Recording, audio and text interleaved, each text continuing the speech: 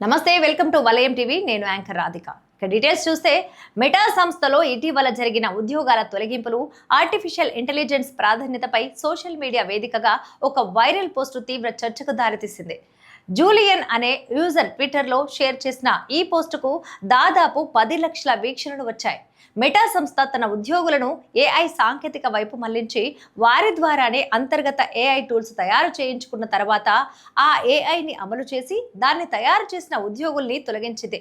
ఈ వార్త ప్రస్తుతం నెటిజన్లో తీవ్ర ఆందోళనను రేకెత్తిస్తోంది. కొన్ని నెలల క్రితం మెటా సంస్థ కంపెనీ వ్యాప్తంగా ఏఐ వీక్ నిర్వహించిందట. ఆ సమయంలో సాధారణ విధులను తాత్కాలికంగా నిలిపివేసి ఉద్యోగులందరినీ ఏఐ టూల్స్ పై అవగాహన పెంచుకోవాలని, కొత్త ఏఐ ఉత్పత్తుల ప్రాథమిక రూపాలను సిద్ధం చేయాలని యాజమాన్యం కోరిందట. అలా ఉద్యోగులు సృష్టించిన ప్రాజెక్టుల్లో కొన్నింటిని ఎంపిక చేసి ఇంజనీర్ల సహాయంతో మరింత ముందుకు తీసుకెళ్లిందట. అయితే ఈ ప్రక్రియలో పాల్గొన్న తన భార్యకు ఎదురైన చేదు అనుభవాన్ని జూలియన్ బయటపెట్టారు. సీనియర్ నాయకత్వంతో కలిసి ఆమె కొన్ని నెలల పాటు రాత్రింబవళ్లు శ్రమించి ఒక ఏఐ టూల్ను అభివృద్ధి చేసిందట. ఆ టూల్ భవిష్యత్తులో తన ఉద్యోగాన్నే మింగేస్తుందేమోనన్న భయం ఉన్నప్పటికీ ఆమె పనిచేసిందట. చివరకు మే 20న సింగపూర్, ఐరోపా, అమెరికా వంటి ప్రాంతాల్లో తెల్లవారుజామున 4 గంటలకే ఉద్యోగులకు వచ్చిన తొలగింపు ఈమెయిళ్లలో ఆమె కూడా ఉద్యోగం కోల్పోయింది. అలా తను తయారు చేసిన ఏఐ టూల్ వల్ల తన ఉద్యోగానికి ఎసిరి పెట్టుకుంది ఆ మహిళ.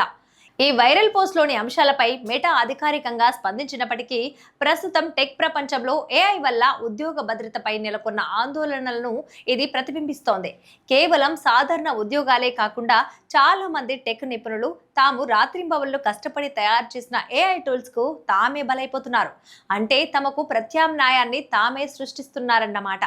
Meta chief people officer Janelle Gale పంపిన అంతర్గత మెమో ప్రకారం కంపెనీలో మేనేజ్మెంట్ లేయర్స్ తగ్గించి వేగంగా నిర్ణయాలు తీసుకోగల చిన్న ఏఐ టూల్ను ఏర్పాటు చేయడమే లక్ష్యంగా పెట్టుకున్నారు. ఇప్పటికే దాదాపు 7,000 మంది ఉద్యోగులను ఏఐ ప్రాజెక్టుల వైపు మళ్లించారు. మార్క్ జుకర్బర్గ్ ఈ ఏడాది ఏఐ మౌలిక సదుపాయాల కోసం $100 బిలియన్ నుండి $145 బిలియన్ వరకు భారీగా ఖర్చు చేయడానికి సిద్ధమవుతున్నారు. ఈ లే ఆఫ్ల వల్ల మెటాకు దాదాపు $3 బిలియన్ ఖర్చు మిగులుతుందని విశ్లేషకులు భావిస్తున్నారు.